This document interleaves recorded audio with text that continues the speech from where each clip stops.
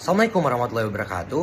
Perkenalkan, kami dari kelompok 2. Di sini kami akan menjelaskan mengenai proposal manajemen proyek boxing camp.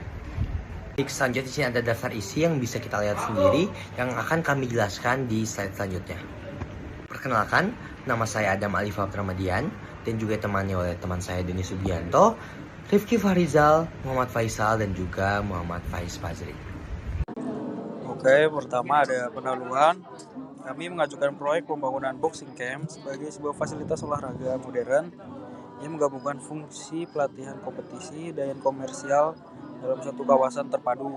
Proyek ini dirancang untuk menjadi pusat aktivitas olahraga tinju yang profesional sekaligus peluang investasi yang menjanjikan dengan potensi pertumbuhan jangka panjang.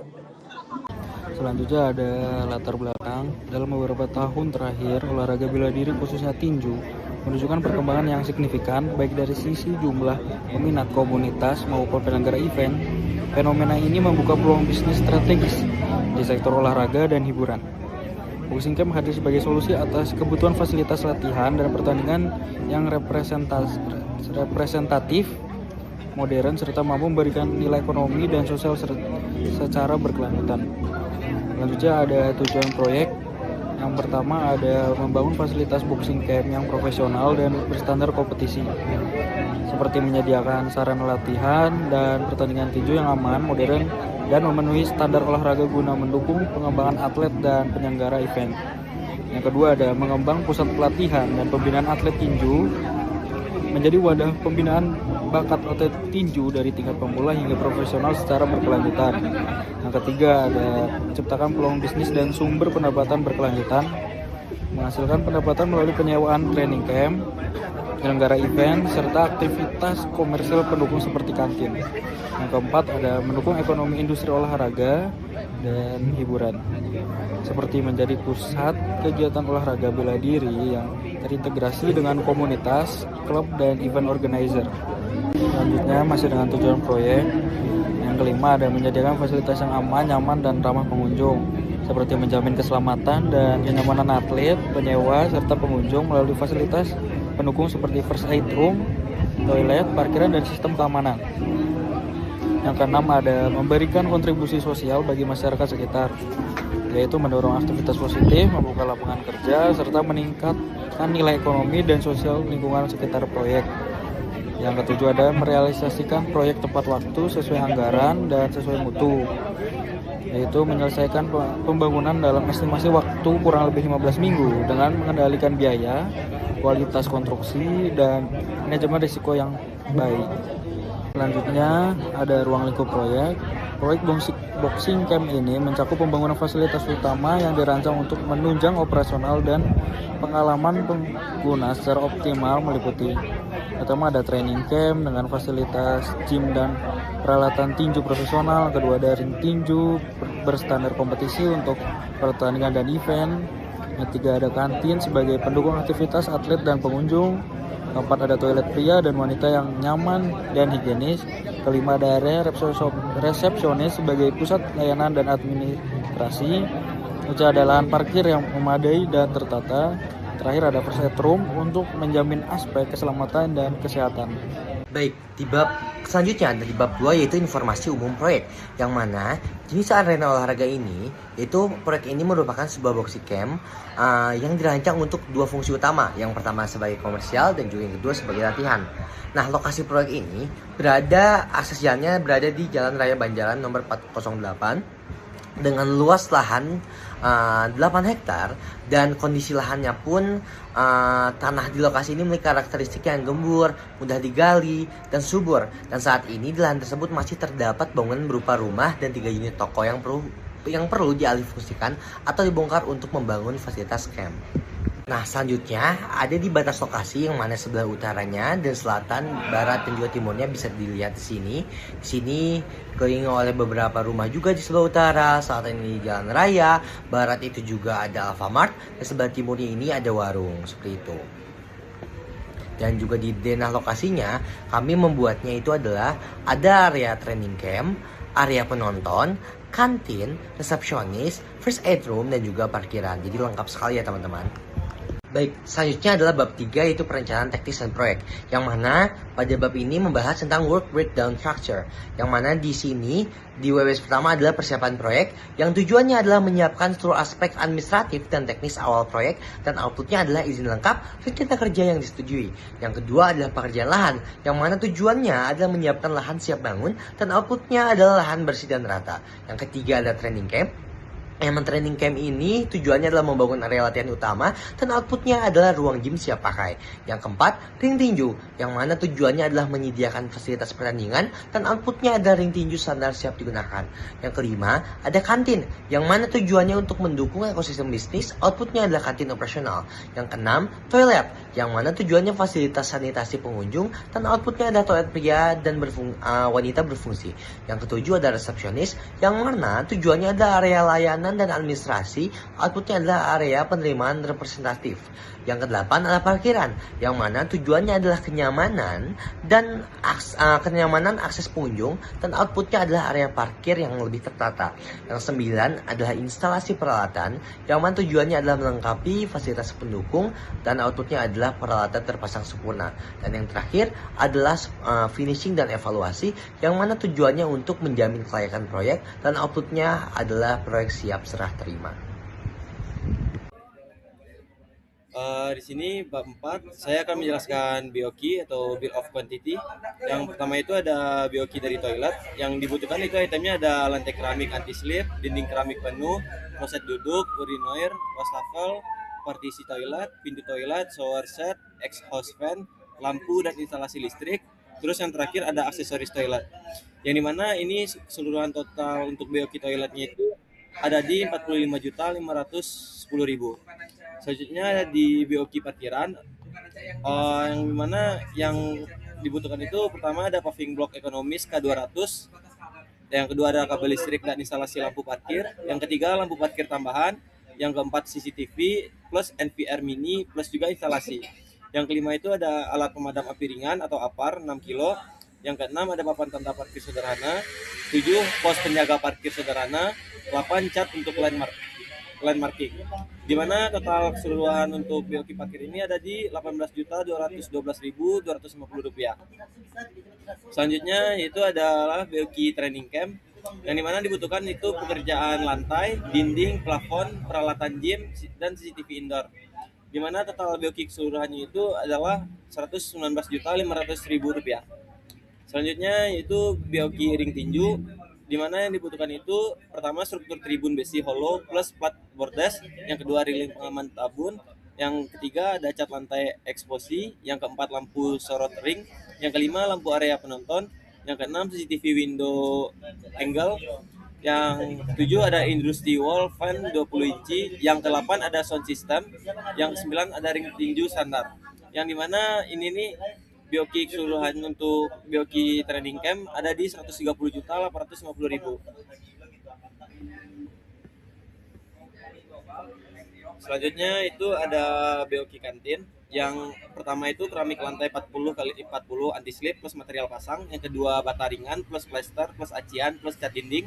Yang ketiga kitchen sink stainless plus keran plus instalasi pipa. Yang keempat lampu LED panel 12 watt 2 unit plus instalasi kabel. Yang kelima exhaust fan dinding 10 inci. Yang keenam kamera CCTV-nya 1 plus integrasi NVR. Yang ketujuh stop kontak atau titik daya kualitas atau magicom. Ke-8 alat pemadam api ringan APAR 3 kilo. Total keseluruhan BOQ kantin itu ada 11.365.000. Ya, selanjutnya ada BOQ resepsionis. Pertama itu granit lantai 60x60 plus material pasang. Yang kedua plafon gypsum plus rangka hollow plus list. Yang ketiga backdrop dinding. Yang keempat AC split 0,5 PK plus instalasi pipa dan bracket. Kelima lampu downlight LED plus hidden LED strip. Yang keenam CCTV plus instalasi. Yang ketujuh jalur internet atau LAN. Ke-8 meja resepsionis custom. Ini total BOQ resepsionis 17.150.000. Selanjutnya terakhir BOQ atrium. Ya, pertama vinyi lantai hospital grade. Yang kedua cat dinding khusus medis. Yang ketiga kusen plus pintu aluminium. Yang keempat wastafel cuci tangan keramik plus instalasi air. Kelima lampu LED panel cool daylight. Keenam CCTV. Ketujuh air purifier air filter. Ke-8 bed periksa pasien. itu total keseluruhan BOQ Room ada di 13.140.000. Jadi total keseluruhan untuk seluruh BOQ ini ada di 355.727.250 rupiah. Nah, selanjutnya bab 5, sumber daya proyek. Nah, tim proyek. Keberhasilan pelaksanaan proyek Boxing Camp sangat ditentukan oleh ketersediaan dan pengelolaan sumber daya manusia inti yang kompeten. Tim proyek ini terdiri dari 6 orang dengan pembagian peran dan tanggung jawab yang disesuaikan dengan kebutuhan proyek konstruksi dan pengelolaan fasilitas olahraga. Yang pertama itu ada project manager, nama Doni Subianto, tanggung jawabnya mengendalikan keseluruhan pelaksanaan proyek. Yang kedua, mengordinasikan seluruh tim proyek. Selanjutnya, mengawasi pencapaian waktu, biaya, dan mutu proyek. Nah, selanjutnya ada site engineer, namanya Muhammad Faisal, tanggung jawabnya yang pertama mengawasi pekerjaan teknis di lapangan, yang kedua memastikan pekerjaan sesuai gambar kerja dan spesifikasi teknis. Selanjutnya berkoordinasi dengan tenaga kerja lapangan. Selanjutnya quality control dihandle oleh Adam, tanggung jawabnya yang pertama mengawasi mutu pekerjaan konstruksi, selanjutnya memastikan material dan hasil pekerjaan sesuai standar, selanjutnya melakukan inspeksi dan evaluasi kualitas. Selanjutnya ada logistik dan procurement, itu dihandle oleh Muhammad Faiz Fajri, tanggung jawabnya yang pertama mengelola pengadaan material dan peralatan proyek, yang kedua mengatur distribusi material ke lokasi kerja, mengendalikan ketersediaan stok sesuai jadwal proyek. Selanjutnya ada administrasi proyek, dihandle oleh saya sendiri, Rifki Farizal, tanggung jawabnya mengelola dokumen proyek dan administrasi kontrak. Selanjutnya menyusun laporan harian dan mingguan proyek. Selanjutnya mengelola data, biaya, dan arsip proyek. Yang terakhir ada safety officer K3 proyek, dihandle oleh Muhammad Faisal lagi, tanggung jawabnya mengawasi penerapan keselamatan dan kesehatan kerja. Selanjutnya memastikan penggunaan APD oleh pekerja. Selanjutnya mengantisipasi dan menangani potensi risiko kecelakaan kerja. Selanjutnya tenaga kerja. Yang pertama tukang bangunan, bertugas mengerjakan pekerjaan sipil dan arsitektural seperti pemasangan lantai keramik dan granit, pekerjaan dinding, plafon gipsum, pengecatan, serta finishing area toilet dan resepsionis dan kantin juga. Selanjutnya ada tukang besi atau tukang las, bertanggung jawab pada pekerjaan konstruksi berbasis logam, terutama pembuatan dan pemasangan struktur ring tinju, rangka besi galvanis, tangga ring, serta elemen logam dan pendukung lainnya. Selanjutnya ada tukang listrik, menangani instalasi kelistrikan meliputi pemasangan lampu LED, lampu sorot ring tinju, stop kontak, exhaust fan, AC, serta sistem CCTV. Selanjutnya ada tukang plumbing, bertugas mengerjakan instalasi air bersih dan air kotor, pemasangan kloset, urinoir, wastafel, shower set, serta saluran pembuangan pada area toilet dan first aid room. Selanjutnya ada tukang interior atau finishing, mengerjakan pemasangan cermin dinding, loker, meja resepsionis, rak display, signet atau logo, serta elemen interior lain yang mendukung fungsi dan estetika bangunan. Yang terakhir pekerjaan umum, membantu pekerjaan lapangan secara umum seperti pengangkutan material, pembersihan area kerja, serta mendukung tukang sesuai kebutuhan proyek. Selanjutnya ada estimasi waktu dan biaya. Durasi pelaksanaan proyek kurang lebih 15 minggu. Estimasi biaya proyek mengacu pada Bill of Quality atau BOQ dengan standar kualitas menengah atau commercial grade sehingga tercapai keseimbangan antara kualitas bangunan, kenyamanan pengguna, dan efisiensi investasi. Seperti pertama ada persiapan dan perizinan mulai dari minggu pertama, durasi 2 minggu, selesai 2 minggu. Yang kedua ada pembersihan dan pembongkaran lahan mulai dari minggu ketiga, durasi 2 minggu, selesai 4 minggu. Yang ketiga ada pembangunan training camp mulai minggu kelima dengan durasi 4 minggu, selesai dalam waktu 8 minggu. Yang keempat ada pembangunan ring tinju mulai minggu ke-6, durasi 3 minggu, selesai dalam minggu ke-8. Selanjutnya ada pembangunan kantin mulai minggu ke-7, durasi 3 minggu, selesai dalam waktu 9 minggu. Selanjutnya ada pembangunan toilet mulai minggu ke-8, durasi penyelesaian ada 3 minggu, selesainya 10 minggu. Selanjutnya ada pembangunan resepsionis mulai minggu ke-9, durasi 3 minggu, selesai dalam minggu ke-11. Selanjutnya ada pembangunan parkiran mulai ke minggu 10, durasi 2 minggu, selesai minggu ke-11. Selanjutnya ada instalasi peralatan mulai minggu ke-12, durasi 2 minggu, selesai minggu ke-13. Selanjutnya ada finishing dan evaluasi mulai minggu ke-14, durasinya 2 minggu, selesainya minggu ke-15. Selanjutnya ada manfaat dan potensi investasi. Investasi pada proyek boxing camp ini memberikan berbagai manfaat strategis antara lain.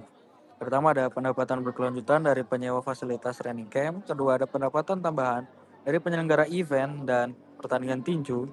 Yang ketiga ada terbentuknya ekosistem bisnis olahraga yang produktif dan berjangka panjang. Yang terakhir ada kontribusi positif bagi pengembangan atlet, komunitas olahraga, dan masyarakat sekitar. Saya Muhammad Faisal Faturrahman. Di sini saya akan menjelaskan bab 7 yaitu resiko proyek dan mitigasi. Yang pertama, keterlambatan perizinan. Dampaknya itu jadwal proyek dapat dimundurkan dan mitigasinya itu mengurus izin sejak awal dan melengkapi dokumen. Yang kedua, pembongkaran bangunan existing. Dampaknya yaitu konflik sosial. Mitigasinya koordinasi dengan pemilik dan aparat setempat. Yang ketiga, juru parkir liar. Dampaknya ketidaknyamanan pengunjung. Mitigasinya kerjasama dengan ormas dan keamanan lokal. Yang keempat, keterlambatan material. Dampaknya yaitu pekerjaan terhenti.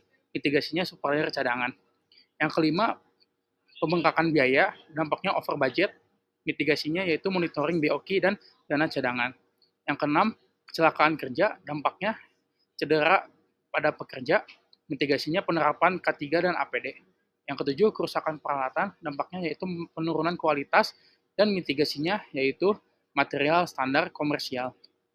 Dan yang terakhir yang ke-8 yaitu cuaca buruk, dampaknya gangguan pada pekerjaan, mitigasinya yaitu buffer waktu dan jadwal fleksibel. Terima kasih. Yang terakhir ada penutup dengan konsep yang terintegrasi, perencanaan proyek yang matang, serta pengelolaan risiko yang terstruktur. Proyek pembangunan boxing camp memiliki potensi besar untuk menjadi pusat olahraga unggulan, sekaligus instrumen investasi yang menguntungkan. Kami optimis proyek ini dapat direalisasikan secara optimal dan memberikan nilai tambah yang signifikan bagi seluruh pemangku kepentingan.